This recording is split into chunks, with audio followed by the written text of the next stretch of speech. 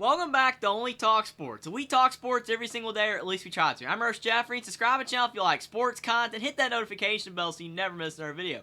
In front of arguably the biggest weekend of the college football season coming up, Week 4 has some of the greatest games that you're going to be seeing all year in the sport. You've got Utah and UCLA, Alabama, Ole Miss, Florida State, Clemson, it goes on and on. Notre Dame, Ohio State, how can you forget it? But Alabama has just made a big quarterback change right in front of their big game against Ole Miss coming up this week. And I'm going to break down if I feel like this is the right move by Nick Saban or not to make this quarterback change. Now, the quarterback change that Nick Saban has made is he has announced that Jalen Milroe is the starting quarterback for the Crimson Tide yet again. And I've actually said this the other day when I was on a college football talk show. I said that Jalen Milroe needs to be the starting quarterback for Alabama again. And Nick Saban made the right move here. And the reason why he did is because Tyler Buchner is a quarterback that, yes, he's a guy that can probably throw the football better than Jalen Milroe can. He's also a guy that's not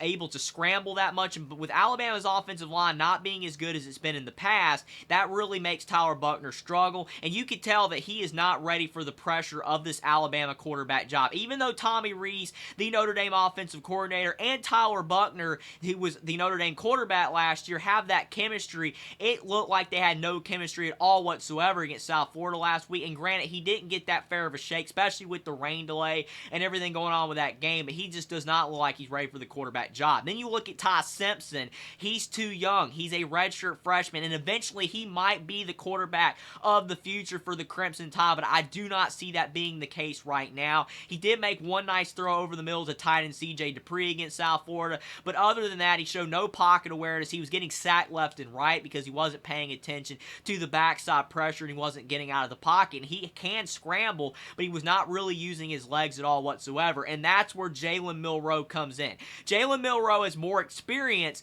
than Ty Simpson, and Jalen Milroe has better legs than Tyler Buchner. And even though Jalen Milroe really struggles to read defenses, which is why he threw two egregious picks against the Texas Longhorns, Alabama would not have been in that Texas game at all if Tyler Buchner or Ty Simpson was the starting quarterback. They would have gotten beaten by a lot more. Jalen Milroe kept Alabama in the game just as much as he also blew the game as well with those two picks. Jalen Milroe has great legs. He can run down the field. He's kind of like Anthony Richardson in that regard, where he's a very frustrating quarterback for a football team with his abilities of being able to run down the field and make deep throws down the field while also make some of the worst plays that you will ever see on a football field. You got to remember as well that Jalen Milroe threw that 70-yard touchdown pass down the field in the Texas game, which actually helped bring Alabama within striking distance to possibly win. I feel like in front of this Ole Miss game for Alabama, if Jalen Milroe was not announced the starting quarterback in front of this week, I don't think that Alabama will win this game if the other two quarterbacks were playing. I know that the South Florida game was a small sample size, and it's not really fair to quick judge the other two quarterbacks and say that they aren't capable